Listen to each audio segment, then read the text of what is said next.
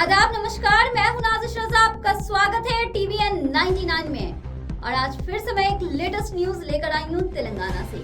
अब आपको एयरपोर्ट जाने के लिए बस का वेट नहीं करना पड़ेगा। जी हाँ, तेलंगाना आवाम के लिए KCR ने एक खुशखबरी दिया है। जी, वो खुशखबरी क्या है? जैसे कि आप पहले एयरपोर्ट जाते थे तो जहां 2 घंटा बस का वेट करना पड़ता था और जहां आपको जाम में फंसना पड़ता था या आपकी फ्लाइट मिस हो जाती थी, लेकिन अब ऐसा नहीं है। आज से शमशाबाद में मेट्रो स्टेशन का उद्घाटन KCR ने खुद किया है। अब आपको शमशाबाद एयरपोर्ट जाने में टाइम नहीं लगेगा, जैसे कि पहले आपको बस का इंतजार करना पड़ता था, लेकिन आज CM KCR ने इसका उद्घाटन कर दिया है। अब यहाँ मेट्रो ट्रेन भी एयरपोर्ट जाएगा। शमशाबाद एयरपोर्ट तक अब मेट्रो की भी सुविधा हो गई है और अब आपको यहाँ हर चीज की सुविधा मिलेगी। जहाँ पहले आपको बस से 1 से 2 घंटा लगता था जाने में, तो वहीं खाजागुड़ा से आप मेट्रो पकड़ के अब आप शमशाबाद मेट्रो स्टेशन से एयरपोर्ट के लिए जा सकते हैं और अब आपको कोई टेंशन नहीं है। और आगे हमारे साथ बने रहे इस वीडियो में और हाँ, हमारे चैनल को लाइक सब्सक्राइब करना नहीं भूलेंगे।